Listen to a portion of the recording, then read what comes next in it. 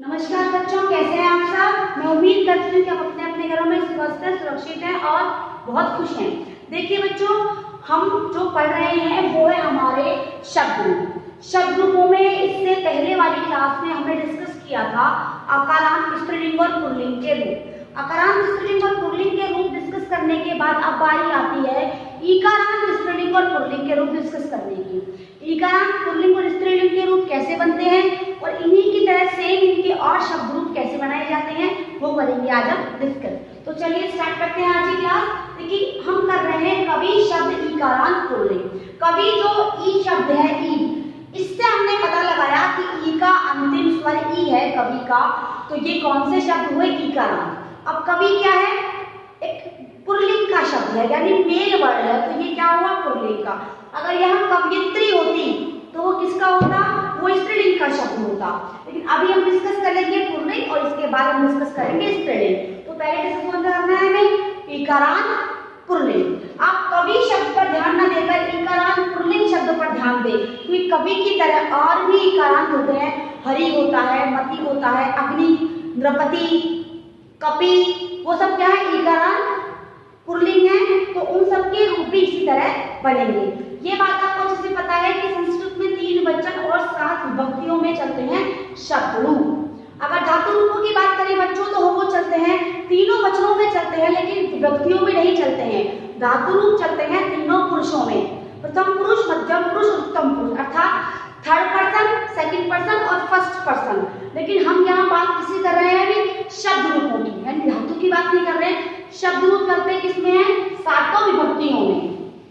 हम जो कारक नियम का प्रयोग करते हैं, कर्ता ने, कर्म को, करण से, संप्रदान के लिए, अपादान से, संबंध काके की, अधिकरण में, पेपर, वो सब क्या है, कारक नियम। और उन्हीं कारक नियमों पर डिपेंड क्या होते हैं, हमारे शब्द रूप। तो देखिए आज स्टार्ट करते हैं इकारांत, पुल्लिंग के शब्द रूप। और किसके शब्द रूप कर रहे हैं हम, कवि के। तो ये कवि के शब्द रूप होते हैं कवि, कवि, कवि है, कविन, कवि, कविन, कविना, कविभ्याम, कविभी, कव्ये, कविभ्याम, कविभ्य, कवे, कविभ्याम, कविभ्य, कवे, कव्यो, कविनाम, कवौ, कव्यो, कविषु।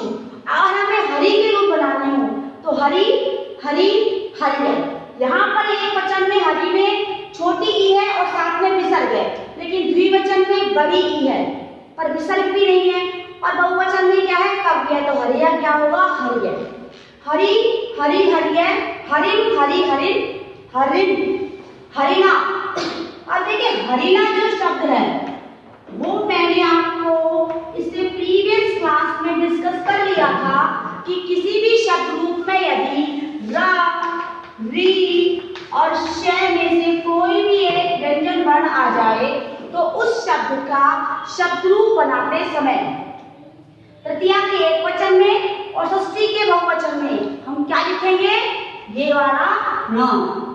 तो हरिनाम, हरिभ्याम, हरिभी, हरिये, हरिभ्याम, हरिभ्य, हये, हरिभ्याम, हरिभ्य, हरे, हरियो। यहाँ पर हम क्या लिखेंगे, हरि का रूप ये वाला हरियो, क्योंकि रे कहा जाता है ऊपर। ठीक है ना बच्चों, हरिनाम क्योंकि नया आया ये वाला, और हरऊ, हरियो, हरिषु।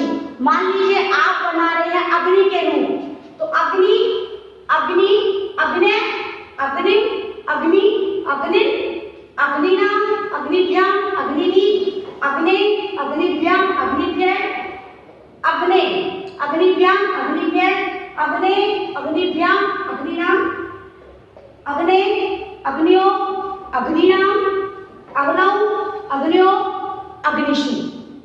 आप बनाए किसी और शब्द के रूप जिसका इकारांत हो पुल्लिंग, तो हम किसके रूप बनाएंगे बच्चों, हम बनाएंगे, मान लीजिए हम बनाते हैं मुनि के रूप, तो मुनि, मुनि, मुनिय, मुनिम, मुनि, मुनिन, मुनिना, मुनिभ्याम, मुनिभि, मुनिये, मुनिभ्याम, मुनिभ्य, मुने, मुनिभ्याम, मुनिभ्य, मुने, मुनियो, मुनिनाम, मुनौ, मुनियो, मुनिषु।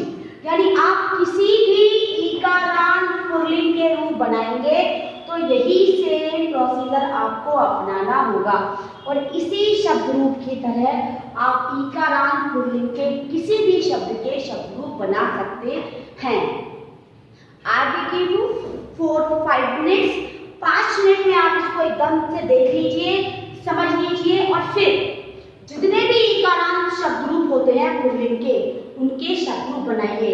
जैसे आप बनाइए कपि के, मैंने अभी बात बनाए हैं आपके सामने अग्नि के, आप बनाइए हरि के, आप बनाइए द्रौपदी के। ठीक है बच्चों, तो आप जब इन शब्द रूपों की प्रैक्टिस करेंगे तो आपको क्या आ जाएंगे, ये सारे शब्द रूप एकदम क्लियर। तो अब आप इसको देखिए, समझिए, उसके बाद हम करते हैं क्या, इकारांत स्त्रीलिंग के रूप। Let's watch it and clear it. देखिए बच्चों, नदी शब्द इकारांत स्त्रीलिंग बनाने वाले हैं। इससे पहले हमने क्या बनाए थे, कवि शब्द इकारांत पुल्लिंग। तो अब नदी की बात करते हैं, वो क्या है हमारा इकारांत स्त्रीलिंग। अब स्त्रीलिंग के रूप बनाने के लिए हम क्या करेंगे, विभक्ति हमारे पास वही 7 है, वचन हमारे पास वही 3 है, लेकिन शब्द क्या है इस बार स्त्रीलिंग का शब्द है, पहले किसका था, पुल्लिंग का। देखिए नदी, नद्यौ, नद्य, नदीम, नद्यौ, नदी, नद्या, नदीभ्यां, नदीभिः, नद्यै, नदीभ्यां, नदीभ्यः, नद्या, नदीभ्यां, नदीभ्यः, नद्या, नद्यो, नदीनां, नद्या, नद्यो, नदीषु। इसी की तरह आप जितने भी होते हैं, मान लीजिए ऐसे रूप है कुमारी, कुमारी किसका है, इकारांत स्त्रीलिंग का रूप। कुमारी की तरह और भी शब्द रूप है हमारे पास, जैसे हम करते हैं नारी, स्त्री।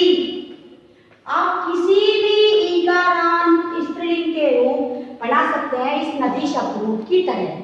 बनाने कैसे हैं, नदी, नद्यौ, नद्य। मान लीजिए कुमारी, तो कुमारी, कुमारौ, कुमारी, कुमार्यं, कुमारौ, कुमारी, कुमारौ, कुमारीभ्यां, कुमारीभिः। यानी आपको ये जो तरीका हमने बताया है, ये जो तरीका हम क्लास में डिस्कस कर रहे हैं, इसी तरीके को फॉलो करते हुए स्त्रीलिंग के रूप बनाने हैं, किसके, इकारांत स्त्रीलिंग के। तो इकारांत पुल्लिंग और इकारांत स्त्रीलिंग, इन दोनों ही शब्द रूपों की प्रैक्टिस आपको करनी है। और इसके अलावा जितने भी शब्द रूप होते हैं इकारांत के, स्त्रीलिंग के और पुल्लिंग के, जब आप इसकी प्रैक्टिस करेंगे तो आपको ये एकदम क्लियर हो जाएंगे। ठीक है बच्चों, thank you and have a nice day.